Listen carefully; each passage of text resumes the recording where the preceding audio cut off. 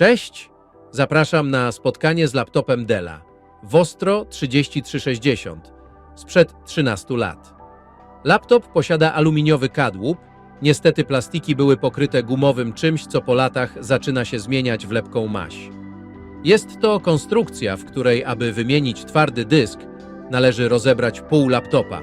Logiczne, prawda? Ale w dostępnej od dołu pokrywie, po jej odkręceniu, widoczny jest slot na dysk M-SATA. Zabieram się do roboty, montuję dysk i przykręcam go śrubką. Po uruchomieniu laptopa wchodzę do BIOSu, wciskając klawisz F2. Jak widać, dysk został wykryty. I teraz ciekawostka. Gdy laptop bootuje w trybie Legacy, dysku M-SATA nie ma na liście. Aby można było uruchomić system z dysku SATA, należy przestawić BIOS na bootowanie w trybie UEFI. Tworząc pendrive'a z systemem, należy o tym pamiętać i na przykład w Rufusie wybrać odpowiednią opcję. Uruchamiam laptopa z pendrive'a. Ładuje się instalator Windows 10. Wybieram dysk i rozpoczyna się instalacja. Pulpit pojawił się po około 6 minutach. Instaluję aktualizacje i sterowniki. Po kolejnych kilkunastu minutach mam wszystko zainstalowane. Mogę w końcu zrobić jakieś testy. Co potrafi niesamowita karta graficzna Intel HD Graphics, napędzana mobilnym procesorem i5 trzeciej generacji? Przekonajmy się.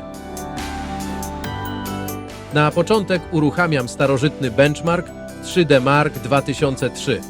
Bez problemu uzyskuję tu ponad 100 klatek na sekundę. Niesamowite. Kolejny test to Benchmark Valley. Tutaj już nie ma tak dobrze i mój wypasiony laptop osiąga ledwo 10 klatek na sekundę.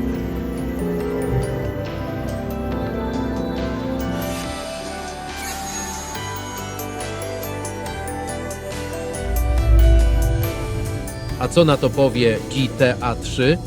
Gra działa aż miło popatrzeć. Intel HD Graphics nie pozostawia złudzeń. W nic nowszego na niej nie pogramy.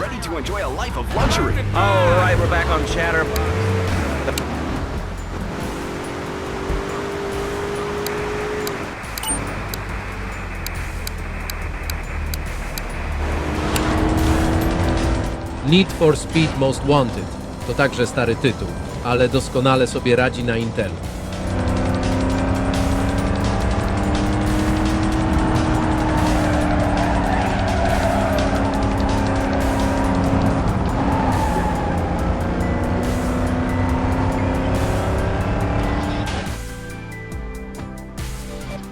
Nie ma się co oszukiwać, w nic nowego na tym sprzęcie nie pogram. Uruchamiam GTA San Andreas Mega Poland Pack. Niska natywna rozdzielczość ekranu tego laptopa to tylko 1366 na 768 przy rozmiarze 13 cali. W połączeniu z relatywnie słabą kartą graficzną sprawia, że raczej w GTA 5 sobie na tym sprzęcie nie pogram. Ale kiedy już mi się znudzi rozbijanie kredensem, zawsze mogę odpalić Duma.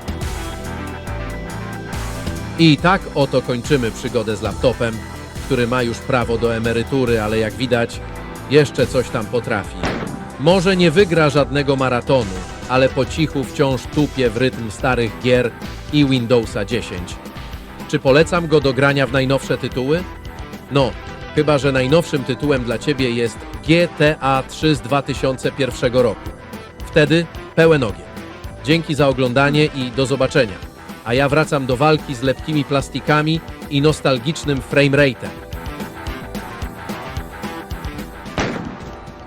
Cześć!